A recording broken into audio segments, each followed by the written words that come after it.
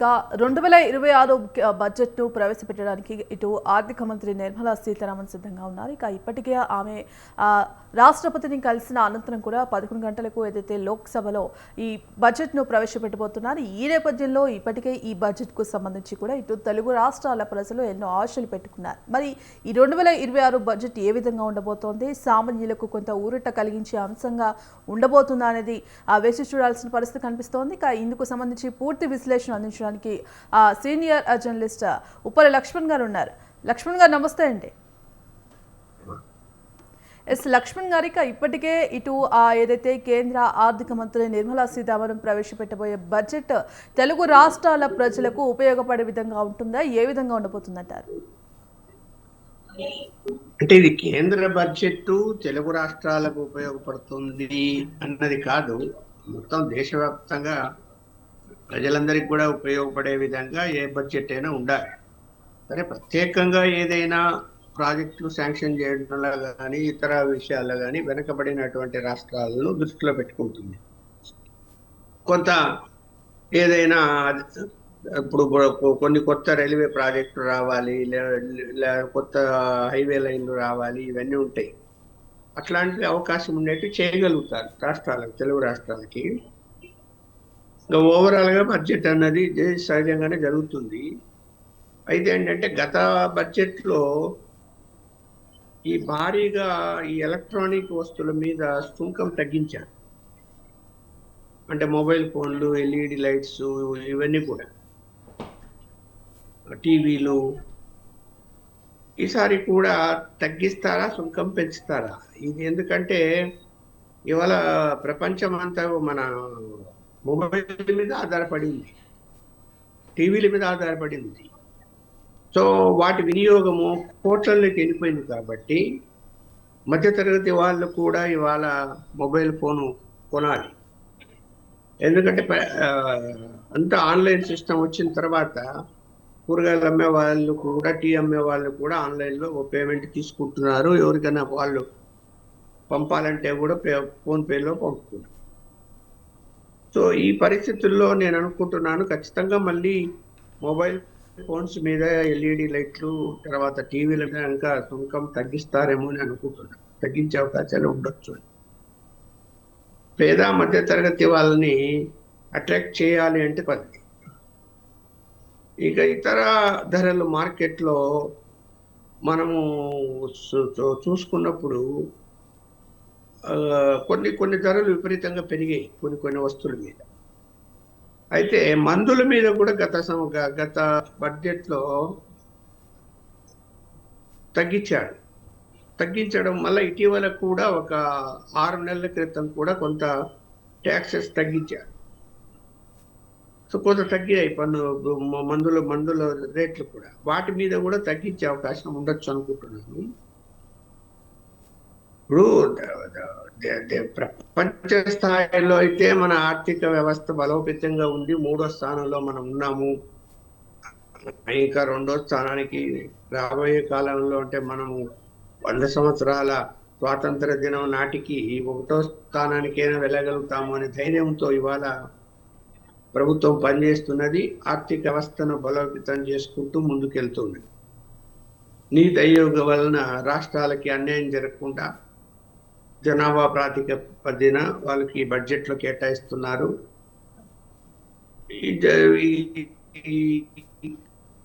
ఎలాంటి ఇబ్బందికర పరిస్థితులు చూస్తాము. బీజేపీ పాలిత ప్రాంతాలు ఓకే, కానీ నాన్ బీజేపీ పాలిత ప్రాంతాల్లో, అంటే రాజకీయ రాష్ట్రాల్లో ఎవరు కూడా ఈ కేంద్రము మీద నిందలు వేయటం లేదు, నీతి ఆయోగ్ యొక్క పద్ధతి. అందువలన ఏంటంటే ఒక సిస్టమ్ అనేది తయారు చేశారు, ఆ సిస్టమ్ మీద వెళ్తున్నారు. అయితే ఏంటంటే ఇప్పుడు సడన్గా రూపాయి విలువ పడిపోయింది. ఇప్పుడు 90 పైసలు దాటిపోయింది. దీని ప్రభావం ఎలా ఉంటుంది? డాలర్ యొక్క విలువ, మన రూపాయి విలువ పడిపోయింది. ఇది 83, 86 నుంచి 90 దాటిపోయింది, అంటే 90 పైసలు దాటిపోయింది. దీని ప్రభావం ఎలా ఉంటుంది? పెట్టుబడిదారులు ఎలా ముందుకు వస్తారు? ఎగుమతులు దిగుమతులు సుంకాలలో ఎంత తేడా వస్తుంది, ఇవన్నీ కూడా ఇవాళ మరి బడ్జెట్లో ఈ ఎగుమతులకు సంబంధించి ఖచ్చితంగా అంశాన్ని ప్రస్తావన తీసుకొస్తారు. మనకి ఎగుమతులు చేయటం వలన డాలర్ విలువ అంటే మనకు రూపాయి విలువ పెరిగినట్టు అనిపించినా కూడా దిగుమతుల విషయంలో ఏమైపోతుందంటే మనకు సుంకాలు తక్కువ వచ్చే అవకాశం ఉంటుంది. ఇప్పుడు పరిస్థితి భిన్నంగా ఉంటుంది. అందువలన దాని మీద దృష్టి పెట్టి మరి ఈరోజు ప్రస్తావన అయితే చేస్తారని నేను అనుకుంటున్నాను.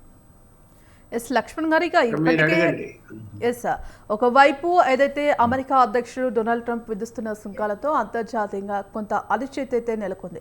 మరి ఈ నేపథ్యంలో ఈరోజు ప్రవేశపెట్టబోయే ఏదైతే బడ్జెట్ ఉందో కొంతమేర ఇటు గృహ నిర్మాణాలకు సంబంధించి కావచ్చు, లేదంటే ఈసారి ఆ స్టాండర్డ్ డిడక్షన్కు సంబంధించి కొంత పెంచే అవకాశం ఉందంటారు.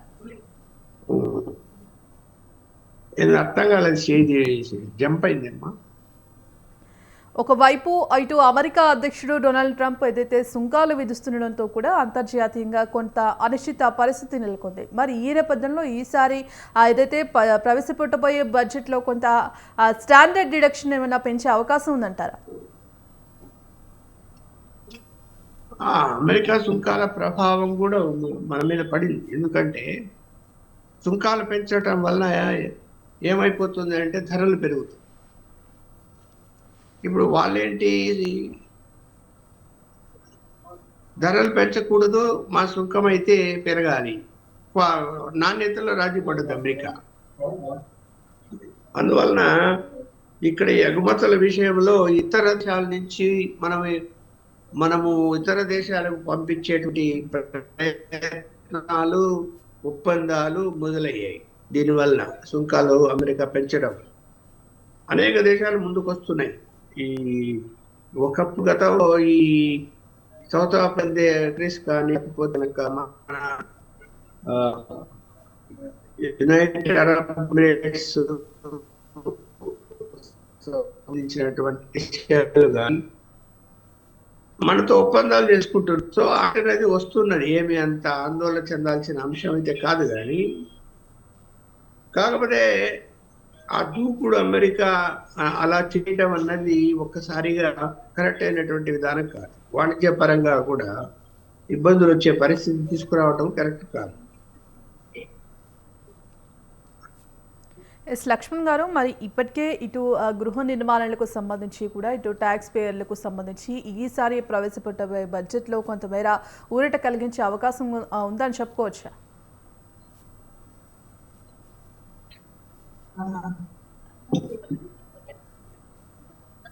లక్ష్మణ్ గారు, మళ్ళీ చెప్పమ్మా. మరి ఈ ప్రవేశపెట్టబోయే బడ్జెట్ ఏదైతే ఉందో కొంతమేర ఆ కేంద్రం అందివ్వబోయే తాయిలాలు ఏంటంటారు? ముఖ్యంగా ఇటు ట్యాక్స్ పేయర్లకు సంబంధించి కావచ్చు, గృహ నిర్మాణాలకు సంబంధించి రుణాలు కావచ్చు, గృహ రుణాల చెల్లింపులపై కొంతమేర ఏమన్నా ఊరట కలిగించే అవకాశంగా చెప్పుకోవచ్చు అంటారా?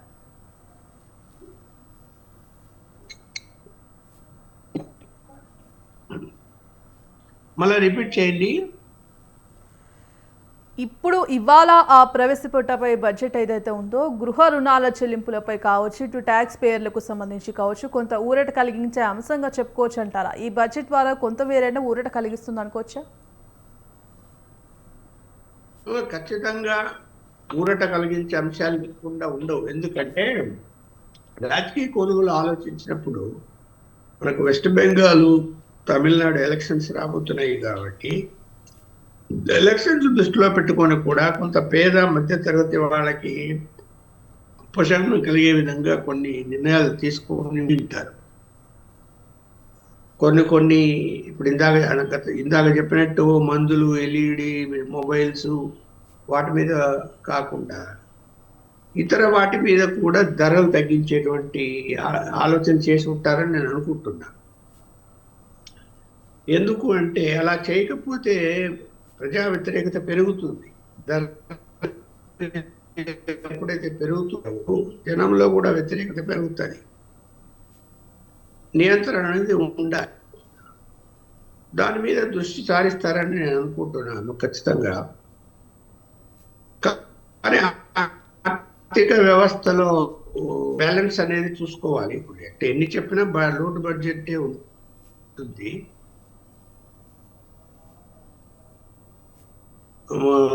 చేస్తూనే ఉన్నారు ఎంత కూడా. ఏ వర్గాలకు మేలు జరుగుతుంది? ఇప్పుడు చూడండి, ట్యాక్స్ ఉంది. ఇప్పుడు 10 లక్షల వరకు ట్యాక్స్ కట్టాల్సి, అంటే ఇన్కమ్ 10 లక్షలు ఉంటే కూడా వరకు ట్యాక్స్ కట్టాల్సిన అవసరం లేదు ఇచ్చారు గత బడ్జెట్. మరి ఈసారి అది ఇంకా పెంచుతారా? ఆ డిడక్షన్ 10-12 లక్షల లోపల పెంచుతారా అనేది కూడా చూడాలి. ఎస్ లక్ష్మణ్ గారు, మరి ఇప్పటికే మొత్తంగా చూసుకుంటే ఈరోజు ఏదైతే బడ్జెట్ పై కూడా దేశ ప్రజలంతా కూడా ఎంతో ఆశలు పెట్టుకొని ఆసక్తిగా ఎదురు చూస్తున్న పరిస్థితి కనిపిస్తోంది. మరి ఈ నేపథ్యంలో ముఖ్యంగా ఇవాళ ఏ రంగాలపై ఫోకస్ పెట్టే అవకాశం ఉంది, ఏ రంగాలపై ఊరట కలిగించే అంశంగా చెప్పుకోవచ్చు, ముఖ్యంగా ఏ అంశాల్లో వాదన పెట్టబోతుందంటారు? ఇప్పుడు ఒకటంటే కేంద్ర ప్రభుత్వం గత సంవత్సరం నుంచి నదీ జలాల అనుసంధానం చేయాలి అనేది వాళ్ళ ఒక నిర్ణయం తీసుకున్నారు. కాకపోతే ఏంటంటే ప్రాజెక్టులు ఇవాళ నిర్మించాలి అంటే, ఉదాహరణకు మనకు గోదావరి జలాన్ని కృష్ణాలో కలపాలి, మనకు చెల్ల ప్రాజెక్ట్ అనుకున్నారు, మళ్ళీకి వద్దనుకున్నారు, ఇంకొక ప్రతిపాదన చేశారు. దీని మీద తెలంగాణ అభ్యంతరం చెప్తుంది. ఈ నదీ జలాల అనుసంధానానికి రాష్ట్ర ప్రభుత్వాలకి కేంద్రం బడ్జెట్లో నిధులు పెట్టి ఇవ్వకపోతే రాష్ట్ర ప్రభుత్వాలు నిర్మించే పరిస్థితులు ఇవాళ లేవు. ఏ రాష్ట్రంలోకి వెళ్ళినా కూడా మనము లోటు బడ్జెట్లే ఉన్నాయి, లేకపోతే అప్పులు చేసిన రాష్ట్రాలే ఉన్నాయి. కాబట్టి ప్రాజెక్టు నిర్మాణాలు ఇప్పుడు తెలంగాణలో కూడా కృష్ణా బ్యాంక్ ఎందుకు ఆగాయి? 4 ప్రాజెక్టులు కేవలం ఆర్థికమైనటువంటి ఇబ్బందులు. మరి ఎంతవరకు సహకరిస్తుంది కేంద్రము అనేది రాష్ట్రాలు ఎదురు చూస్తున్నాయి. ఈ ఒక పాలసీ కేంద్రం తీసుకున్న తర్వాత ఖచ్చితంగా దాన్ని అమలు చేయాలి కదా. మరి ఈ బడ్జెట్లో ఏదైనా అందులో ప్రొవిజన్ పెడతామో, కొన్ని రాష్ట్రాలకు నిధులు ఇస్తారేమో అనేది చూడాలి.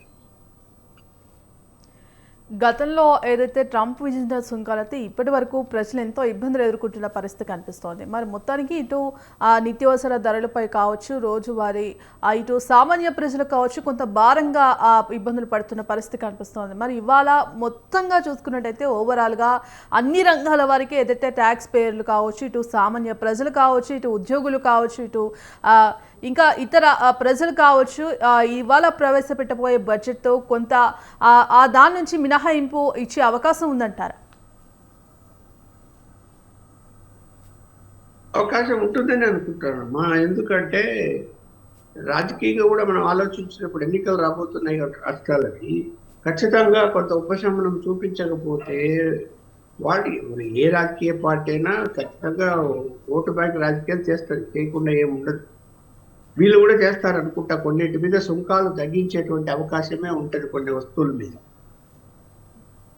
అలాగే ఏంటంటే రైతులు ప్రత్యేకించి యూరియా